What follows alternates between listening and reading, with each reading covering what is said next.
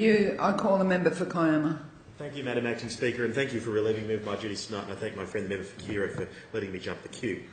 Tonight I'm delighted to be able to address the House on the issue of sport and recreation, particularly in and around my KIAMA electorate. Like all members of the House, I'm very proud to have so many great and active sporting clubs and associations, and I wanted to reflect on a few of them tonight. In Gerringong, we are blessed to be home to many great rugby league players, such as former Australian and State of Origin great players such as Michael Cronin, Paul Quinn and Rod Wishart. Paul's brother Ron Quinn was also a hardy halfback for the Parramatta Eels and Cronulla Sharks during the mid-1980s. Current North Queensland Cowboys brothers Ashton and Drake Sims are also from Gerringong Lions Juniors and are very talented NRL players indeed. I've been out to watch many games of Group 7 Rugby League at Michael Cronin Oval in Gerringong, where I grew up. In fact, last July, we had 2GB broadcaster Ray Hadley in Gerringong to call the game live with a continuous call team, and the mighty Gerringong Lions got up again. In December last year, following more than 1,200 signatures from local residents, I was very pleased to having lobbied the Treasurer and the Sports Minister and subsequently present a cheque for $55,000 to the Gerringong Lions Club, a contribution which will be matched by KIAMA Municipal Council, and I thank Mayor Brian Petchler for his help and assistance, as well as all KIAMA councillors in that regard. Importantly, this funding will go towards upgrading the clubhouse facilities and provide a real boost for clubs, which is at the heart of the Gerringong community. Last year I was pleased to present a $40,000 cheque to the KIAMA Junior Rugby League Football Club for the reconstruction of its canteen and amenities block. I look forward to attending the grand official opening on Saturday the 5th of April, which is also the KIAMA Knights' first game of the season. I'd also like to acknowledge the Secretary Leah Roberts, who was a great asset to the club and certainly worked hard for this grant. On the 15th of January this year, I was pleased to present $34,992 to the Albion Park White Eagles Soccer Club for the installation of new fencing at Terry Reserve in Albion Park. I'd also like to acknowledge its President, Goran Nikolic, and Vice President, Frank Zammit, who are both doing a tremendous job. Indeed, when I presented them with the cheque, Madam Acting Speaker, they commented to me it was the first state government grant they had received in 30 years. On the 7th of March, I also attended the 2014 season launch of the Albion Park White Eagles Soccer Club at Panorama House in Bulli Tops.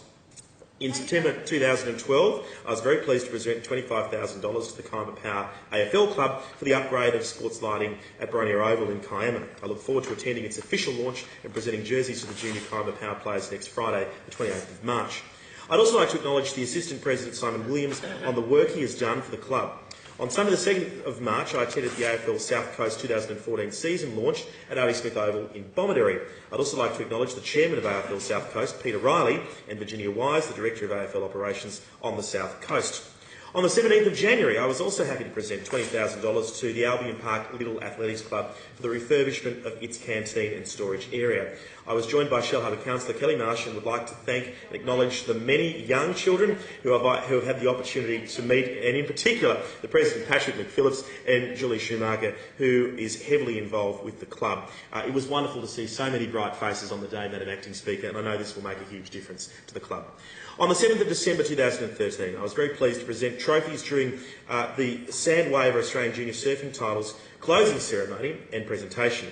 I helped secure $5,000 for this event and would like to acknowledge Luke Madden, who helped put together such a fantastic week-long event across our spectacular local beaches, including Surf Beach, Werry Beach, Jones's Beach and Bombo Beach. More than 200 of Australia's best junior surfers took part from the 30th of November to the 7th of December.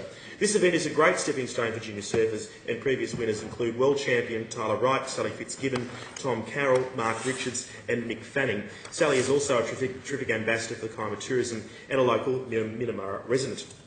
These major sporting events also support our local tourism industry and support for local business.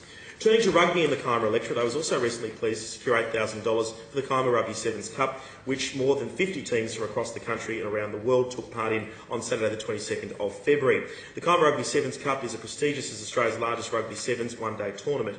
From humble beginnings in 1973, the KIAMA Sevens continues to grow bigger and better each year. This year, more than 5,000 spectators and 700 athletes descended on KIAMA to enjoy the stunning Sevens atmosphere on the field. I'd also like to acknowledge the President, Mark Bryant, and Secretary Lorraine Rogers on the effort that they put in every year to make this tournament a huge success.